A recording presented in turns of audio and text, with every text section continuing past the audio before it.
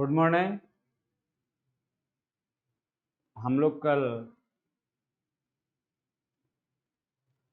से आगे चैप्टर बढ़ाते हैं और आज का चैप्टर है कृषि, एग्रीकल्चर। और एग्रीकल्चर खत्म होने के बाद लास्ट चैप्टर पढ़ेंगे पूंजी बाजार, कैपिटल मार्केट। तो शुरुआत करते हैं कृषि।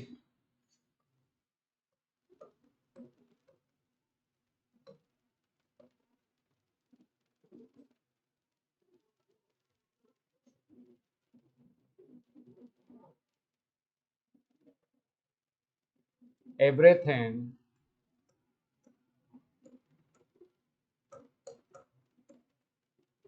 कैन वेट but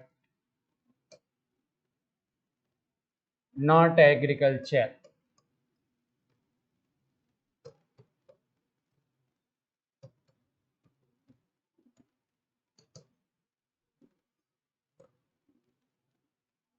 पंडित जवाहरलाल नेहरू।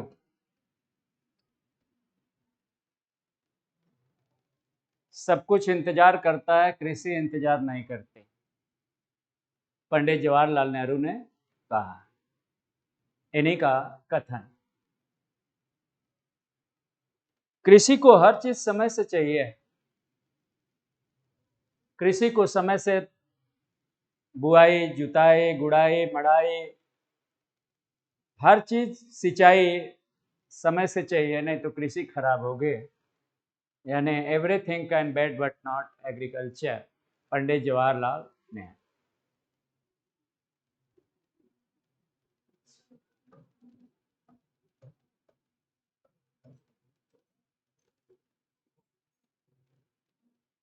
भारत का कृषि वर्ष 1 जुलाई से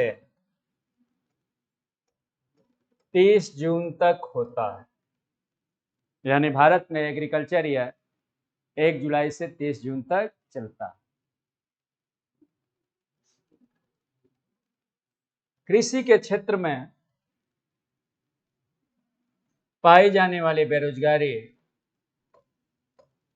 प्रच्छन्न अथवा छिपी हुई बेरोजगारी होते हैं। प्रच्छन्न अथवा छिपी हुई बेरोजगारी। अब एक शब्द आ गया, प्रच्छन्न अथवा छिपी हुई बेरोजगारी। ये है क्या? मान लो ये 5 बीघे का प्लॉट है और इस प्लॉट पर 5 भाई खेती करते हैं।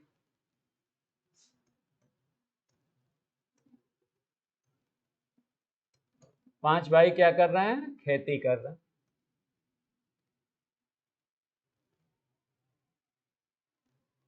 किंतु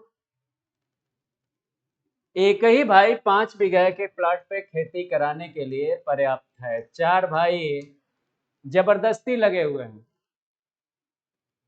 क्योंकि उनके पास अदर काम नहीं है तो खेती कर रहे। तो इन 5 भाइयों को अगर अन्यत्र लगाया जाए तो ये प्रोडक्शन में योगदान करेंगे। इसीलिए प्रोफेसर नर्स ने इनको छिपी हुई बचत शक्ति कहा। प्रोफेसर नर्स ने इसे छिपी हुई बचत शक्ति कहा। इसमें श्रमिक की उत्पादकता 0 अथवा 0 के करीब होती है, शून्य होती है, ऋणात्मक भी हो सकती है।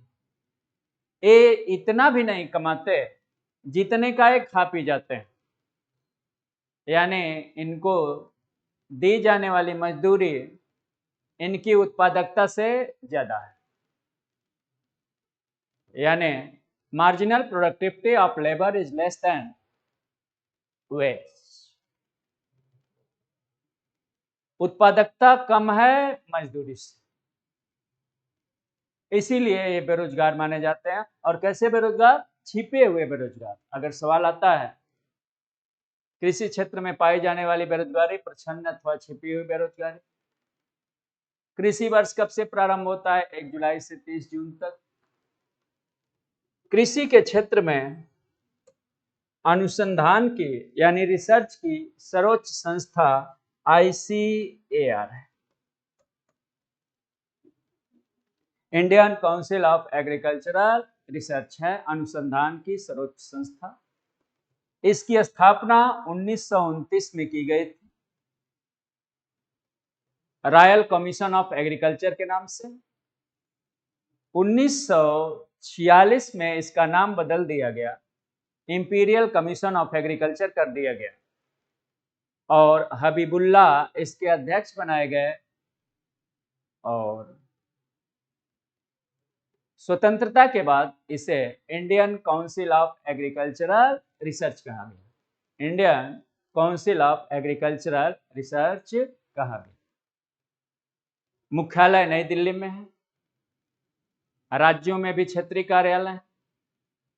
आपके पूर्वांचल में भी ICAR का कार्यालय है, मऊ जिले में ICAR। अगर सवाल आता है एग्रीकल्चर में रिसर्च की सर्वोच्च संस्था ICAR, Indian council of agricultural research. जितने प्रकार के रिसर्च होते हैं, चाहे जैसे कोई नया बीज आए, चाहे किसी एग्रीकल्चर इंस्ट्रूमेंट का रिसर्च हुआ हो, खोज हुई हो, तो यहीं से ICAR से मान्यता प्राप्त है। ICAR उन्नत प्रजाति के बीजों को प्रमाणित भी करता है। अभी आप घर जाएंगे, गेहूं की बुआई शुरू होगी अथवा घर पे होंगे, गेहूं की बुआई जब शुरू होगी, अगर बीज आया होगा तो उस पर देखेंगे तो लिखा होगा ICAR द्वारा प्रमाणित, सर्टिफाइड बाय ICAR। यानी इसका प्रमाणीकरण कौन करता है? ICAR करती है, सर्टिफाइड करते हैं। तो एग्रीकल्चर की सर्वोच्च रिसर्च संस्था ICAR।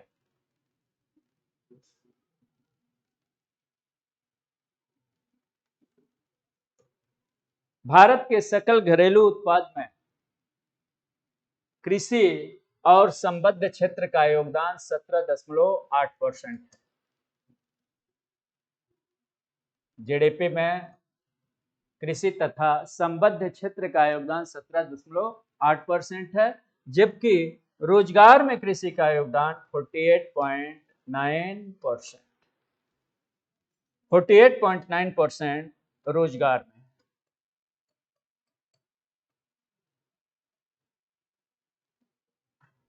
निर्यात में कृषि का योगदान 9.88%।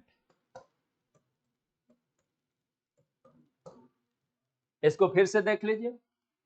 भारत के सकल घरेलू उत्पाद में कृषि 17.8%, कहीं कहीं हो सकता है 6% लिखा हो। निर्यात में 9.88% अथवा लगभग 10%। रोजगार में 48.9% अथवा 50% कृषि तथा संबद्ध क्षेत्र का योगदान।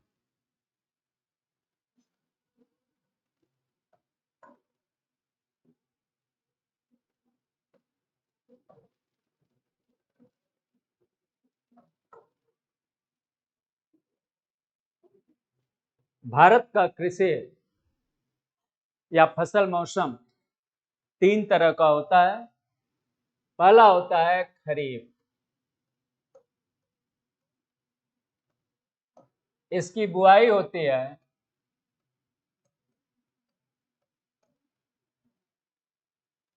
जुलाई में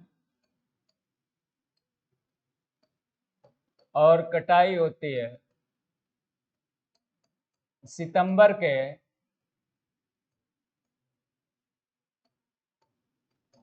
अंतिम सप्ताह में।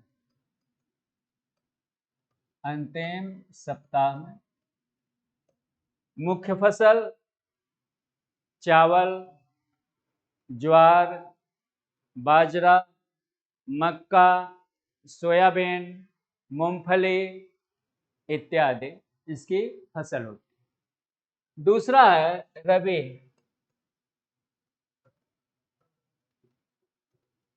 इसकी बुआई होती है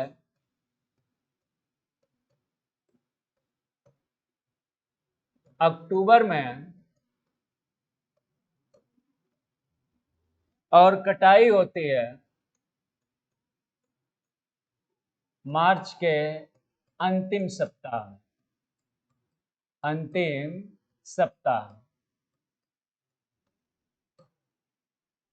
मुख्य फसल गेहूं, जौ, चना, मटर, सरसों इत्यादि। तीसरी फसल होती है जायद, और जायद का टाइम पीरियड अप्रैल से जून तक होती है।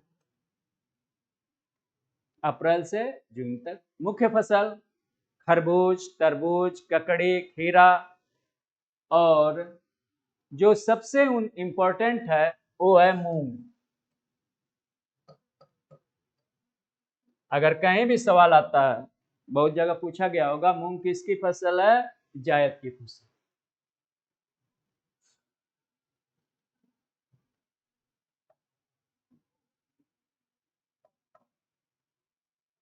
कृषि जोत।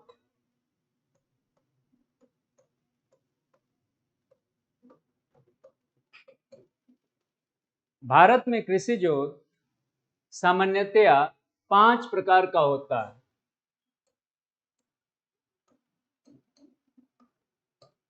पहला सीमांत, यानी 1 हेक्टेयर से कम। दूसरा लघु, 1 से 2 हेक्टेयर। तीसरा लघु मध्यम,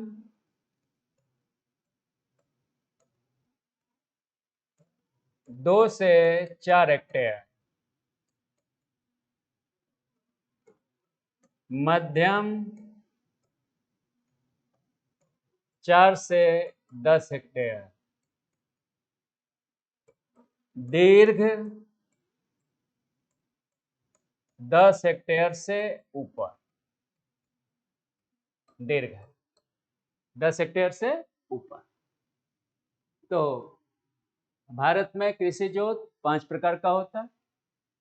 सीमांत 1 हेक्टेयर से कम, लघु 1 से 2 हेक्टेयर, लघु मध्यम 2 से 4 हेक्टेयर, मध्यम 4 से 10 हेक्टेयर, और दीर्घ अथवा लार्ज 10 हेक्टेयर से ऊपर।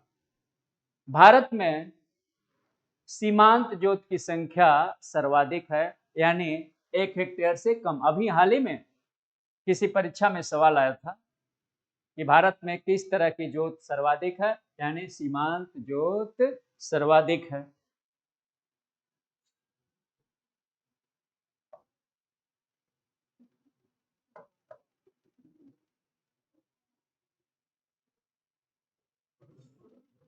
कृषि ऋण। कृषि ऋण। भारत में कृषि ऋण 3 प्रकार का होता है। 3 प्रकार का होता है। पहला अल्पकालीन,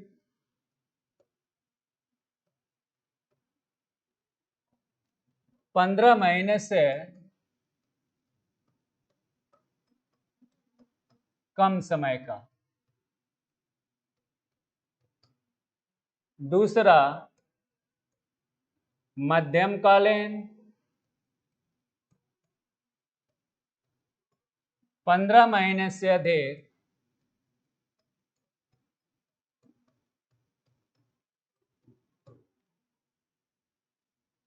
5 वर्ष से कम।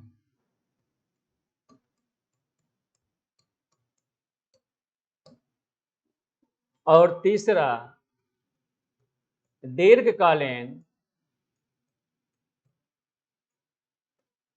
5 वर्ष से अधिक समय का।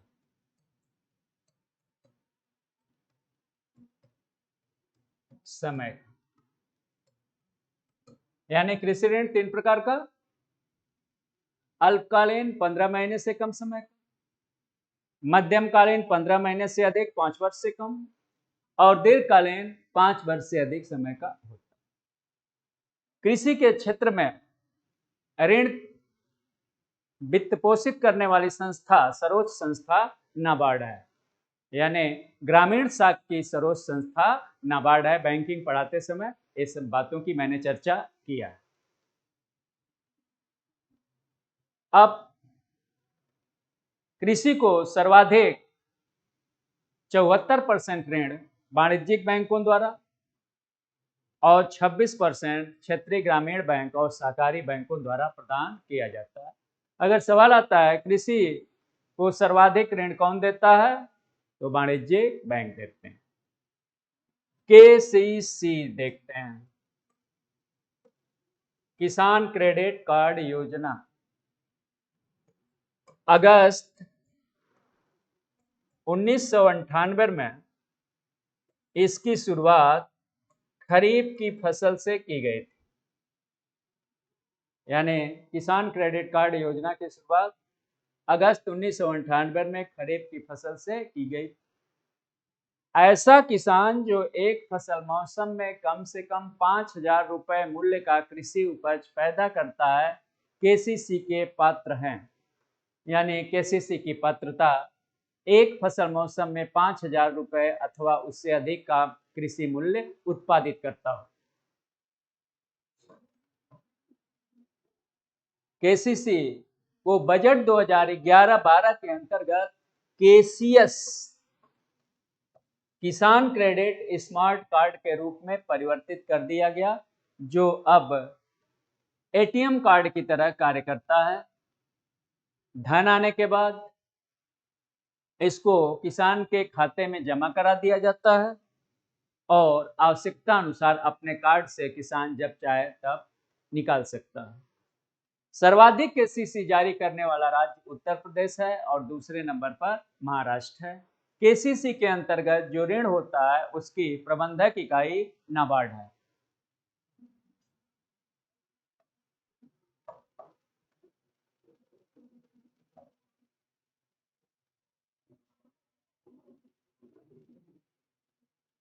एगमार्क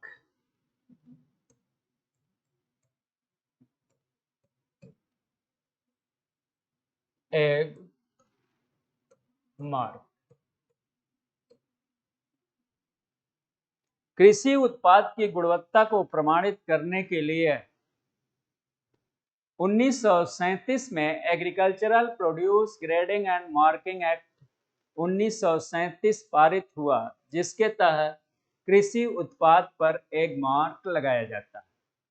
एग मार्क का संचालन कृषि तथा विपणन निदेशालय द्वारा किया जाता है और यह कृषि उत्पाद की गुणवत्ता को प्रमाणित करता है। इसी एफसीआई भारतीय खाद्य निगम, भारतीय खाद्य निगम FCI food corporation of India 1957 में अशोक मेहता समिति की रिपोर्ट पर 1 जनवरी 1965 को एफसीआई की स्थापना हुई। एफसीआई की स्थापना 1 जनवरी 1965। हो सकता है कभी आपको कहीं आपको 1964 भी दिखे, जो कि गलत। 1 जनवरी 1965। भारतीय खाद्य निगम एफसीआई किसानों से खाद्यान्न की खरीद करती है, खाद्यान्न का निर्यात और आयात करती है तथा भंडारण की सुविधा उपलब्ध कराती है अथवा करती है।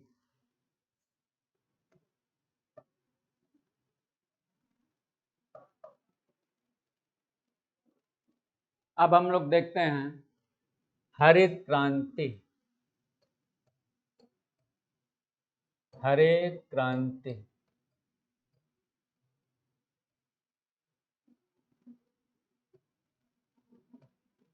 ग्रीन रेवोल्यूशन स्वतंत्रता के बाद 7वें दशक में 1966 में खरीफ की फसल से हरित क्रांति की शुरुआत हुई।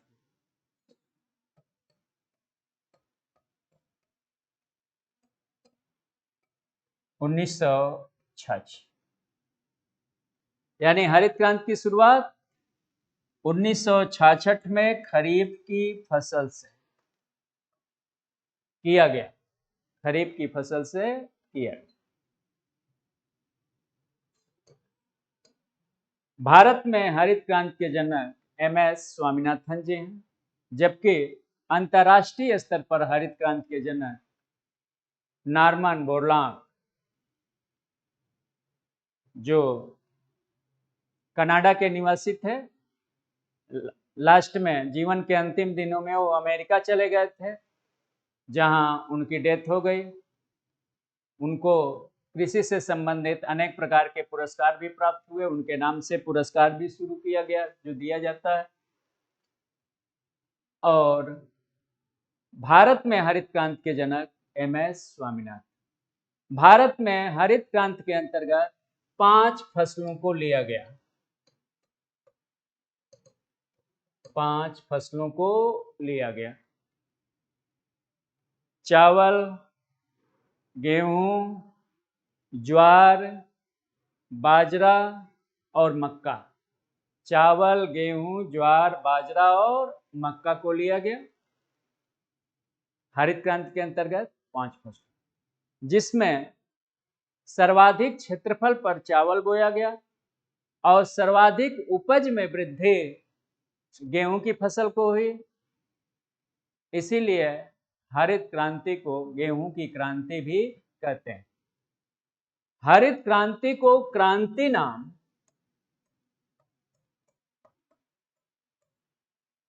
अमेरिकी कृषि वैज्ञानिक विलियम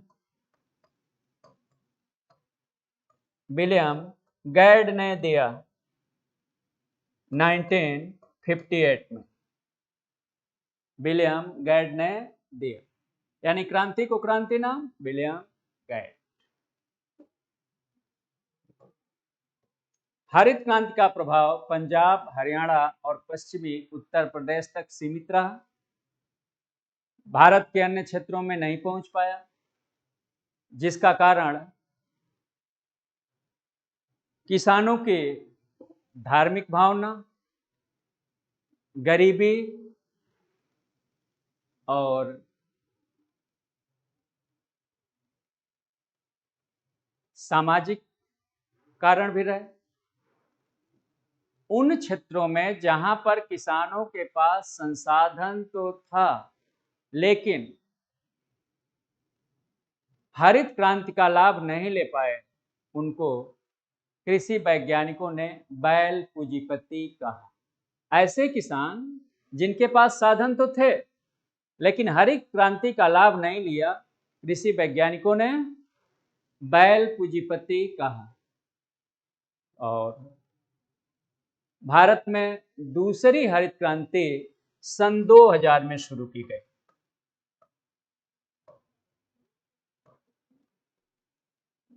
सन 2000 में दूसरी हरित क्रांति शुरू की गई।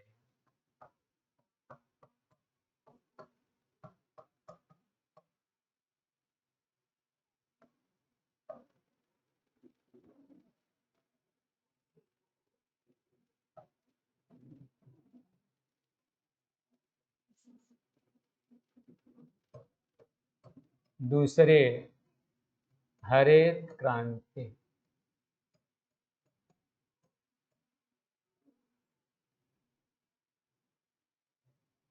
सन 2000 में, जिसे इंद्रधनुषी क्रांति भी कहते हैं।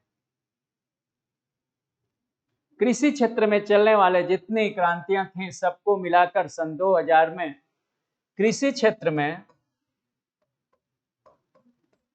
4% विकास दर प्राप्त करने के लिए अथवा कृषि का समग्र विकास करने के लिए दूसरी हरित क्रांति को शुरू किया गया है। अब दूसरी हरित क्रांति और पहली हरित क्रांति में डिफरेंस क्या है? पहली हरित क्रांति का लक्ष्य था अधिक उर्वरक, अधिक सिंचाई और अधिक उत्पादन, more fertilizer, more irrigation and more production, पहली हरित क्रांति का लक्ष्य। दूसरी हरित क्रांति में लक्ष्य है few irrigation, few fertilizer and more production, कम उर्वरक, कम सिंचाई, अधिक उत्पादन अथवा कृषि का पोषणीय विकास। पोषणीय विकास, सस्टेनेबल डेवलपमेंट ऑफ एग्रीकल्चर। अब एक वर्ड आ गया पोषणीय विकास। कृषि का ऐसा विकास जो मिट्टी की उर्वरता को बनाए रखते हुए इतना प्रोडक्शन दे कि वर्तमान के लिए पर्याप्त हो, भविष्य के लिए बचा रहे और पर्यावरण पर प्रतिकूल प्रभाव न डाले, पोषणीय विकास कहलाता है, सस्टेनेबल डेवलपमेंट कहलाता है। तो दूसरी हरित क्रांति इसी बात को ध्यान में रख के शुरू की गई।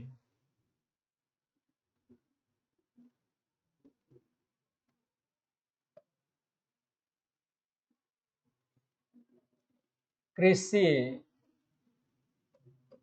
मूल्य नीति, कृषि मूल्य नीति, एग्रीकल्चर प्राइस पॉलिसी।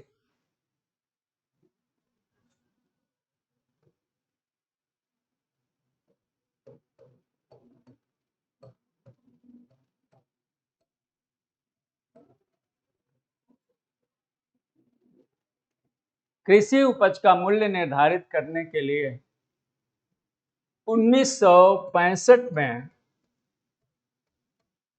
कृषि मूल्य आयोग की स्थापना की गई। कृषि मूल्य आयोग की स्थापना की गई। 1985 में इसका नाम बदल दिया और नाम बदल के रख दिया CACP, commission of agriculture cost and price, कृषि मूल्य और लागत आयोग कर दिया। यह करता क्या है? कृषि का न्यूनतम समर्थन मूल्य निर्धारित करता है। अब हम लोग देखते हैं न्यूनतम समर्थन मूल्य क्या है।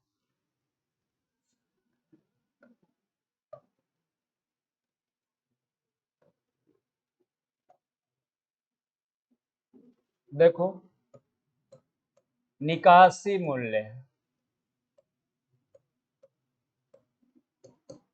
दूसरा वसूली मूल्य, तीसरा न्यूनतम समर्थन मूल्य, मिनिमम सपोर्टिंग प्राइस। निकासी मूल्य देखते हैं और चौथा देख लेते हैं सब्सिडी।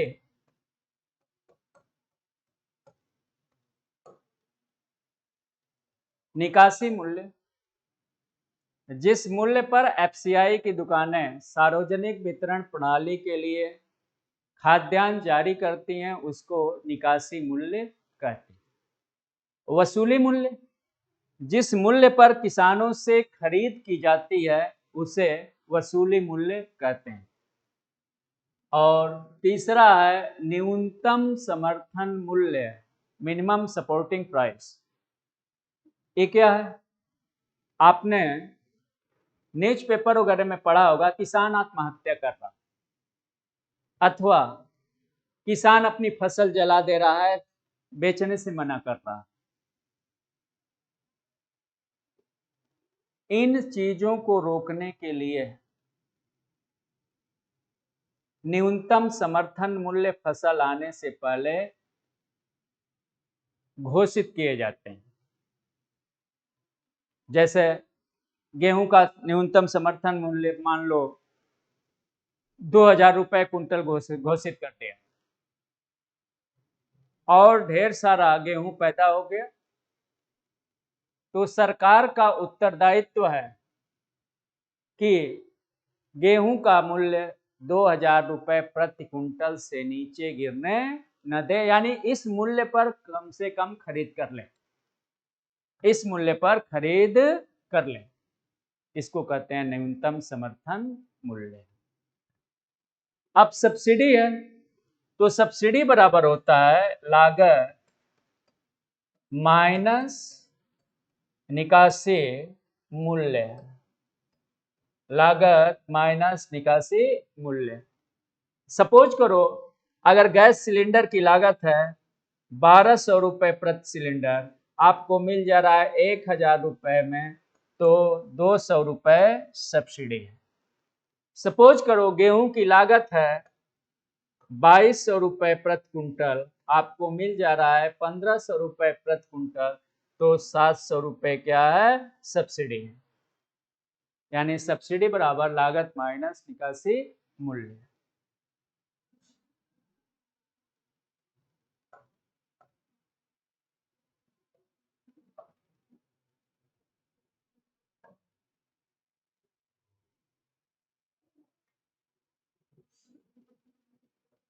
राष्ट्रीय कृषि बीमा योजना। राष्ट्रीय कृषि बीमा योजना की शुरुआत 22 जून 1999 को खरीफ की फसल से की गई। इसके अंतर्गत विभिन्न कृषि फसलों का बीमा किया जाता है। बीमा करने वाली इकाई भारतीय जीवन बीमा निगम है और जुलाई 2016 से इसका नाम बदलकर प्रधानमंत्री फसल बीमा योजना कर दिया गया। प्रधानमंत्री फसल बीमा योजना कर दिया। कृषि नीति।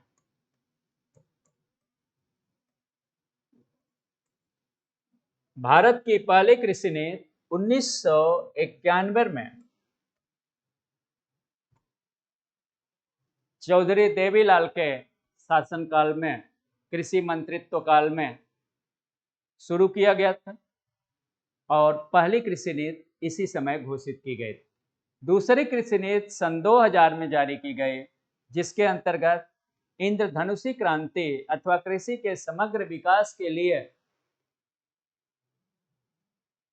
दूसरी हरित क्रांति का आगाज किया गया, ताकि 4% के हिसाब से कृषि में विकास दर प्राप्त हो सके। इसी में वर्तमान सरकार 2022 तक किसानों की आमदनी दुगना करने के लक्ष्य को ध्यान में रखते हुए बजट 2018-19 में लागत का 1.5 गुना सब्सिडी देने की घोषणा की है, ताकि 2022 तक किसानों की आमदनी दुगनी हो जाए। और तीसरी कृषि नीति 26 नवंबर 2007 को जारी की गई थी, जिसके तहत कहा गया कि उत्पादकता पर बल न देकर किसानों की आर्थिक स्थिति में सुधार पर जोर दिया जाए। राष्ट्रीय बागवानी मिशन 10वीं पंचवर्षीय योजना के तहत शुरू किया गया था मई 2005 में, जिसमें बागवानी उत्पादन को दुगना करने का लक्ष्य रखा गया। कृषि गणना भारत में कृषि एवं सहकारिता विभाग द्वारा कराया जाता है। पहली कृषि गणना 1970-71 में की गई थी। अब तक 10 गणनाएं हो चुकी हैं। गणना 5 वर्ष पर होती है और अंतिम गणना 2015-16 में की गई है। इसके अंतर्गत करते क्या है, फसलों का क्षेत्रफल, कृषि और अकृषि भूमि इत्यादि की, सिंचित और असिंचित भूमि इत्यादि की गणना करते हैं। तो ये तो था आपका कृषि गणना, एग्रीकल्चर अकाउंटिंग। और अब हम लोग देखते हैं सार्वजनिक वितरण प्रणाली।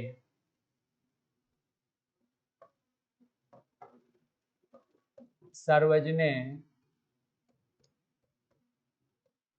वितरण प्रणाली, पब्लिक डिस्ट्रीब्यूशन सिस्टम, इसकी शुरुआत स्वतंत्रता के बाद 1950 में की गई। यह अपने दुकानों के माध्यम से गरीबों को सस्ते मूल्य पर खाद्यान्न उपलब्ध कराती है और उनके हितों की रक्षा करते हुए कृषि उत्पाद के मूल्यों में स्थिरता बनाए रखती है। यह 3 तरह की होती है, एपीएल, बीपीएल और अंत्योदय।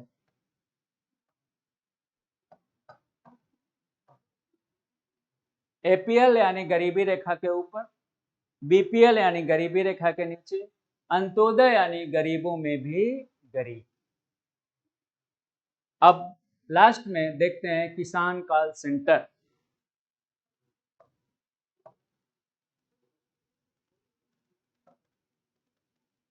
किसान कॉल सेंटर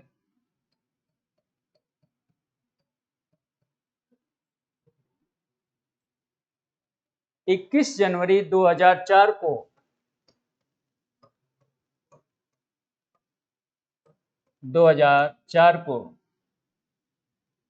किसान कॉल सेंटर की शुरुआत कृषि मंत्रालय द्वारा की गई। इसके अंतर्गत कोई भी व्यक्ति इनके ऐप पर सूचना देकर कृषि संबंधी जानकारी प्राप्त कर सकता है। इनके कृषि ऐप पर सूचना देकर जानकारी प्राप्त कर सकता है कृषि संबंधी। अभी नहीं कि फोन करके पूछो कि शादी नहीं हुई है, क्या करें। और सुबह से शाम तक निःशुल्क कृषि संबंधी जानकारी प्राप्त की जा सकती है। अब कृषि क्षेत्र में चलने वाली जो भी क्रांतियां हैं उनको किसी पत्रिका अथवा बुक में देखें, कौन कौन सी क्रांतियां चली हैं। हो सकता है इस पेपर से सवाल, इस चैप्टर से सवाल रहे हैं। अभी 24 तारीख को पीसीएस का पेपर है। आज जितना मैंने पढ़ाया इसमें से कुछ न कुछ सवाल 24 तारीख को पीसीएस के पेपर में है, आगे दरोगा परीक्षा में भी होगा। अभी कुछ देर बाद हम लोग पूंजी बाजार, कैपिटल मार्केट चैप्टर लेकर आते हैं।